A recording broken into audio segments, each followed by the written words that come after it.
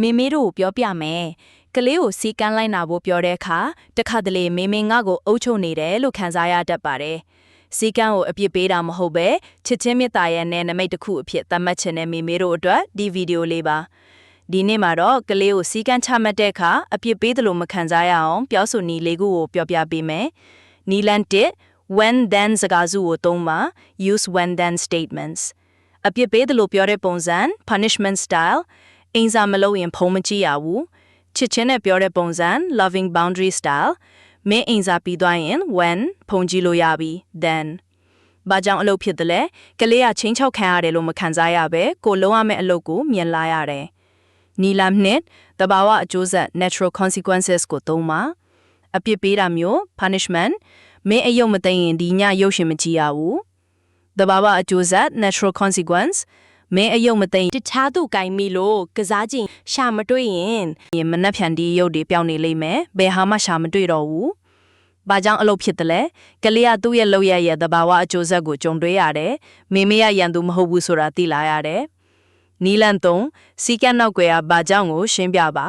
explain the why behind the rule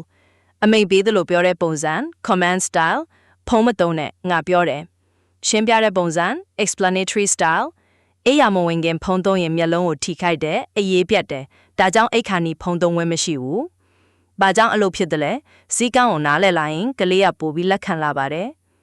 နီလန်လေးစီကန်းကိုအတူတူသတ်မှတ်ပါ set rules together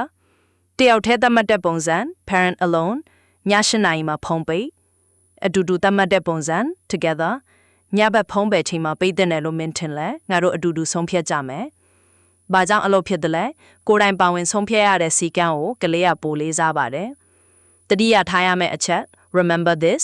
စီကန်းတွေရဲ့ပန်းနိုင်ကကလေးကိုထိန်းချုပ်ဖို့မဟုတ်ပါဘူးကလေးကိုလုံခြုံစေဖို့သူ့အနာဂတ်အတွက်ကောင်းမွန်တဲ့အလေးချင်းတွေတိဆောက်ပေးဖို့ပါ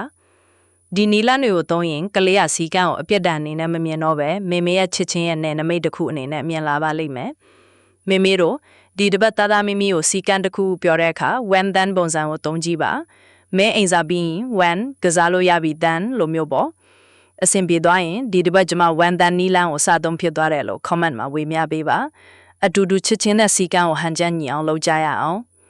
နေ့စဉ်9မိနစ်စာကျမတို့နဲ့အတူလေ့လာပြီးကျမ်းမာပျော်ရွှင်တဲ့မိသားစုဘဝလေးတည်ဆောက်ကြရအောင်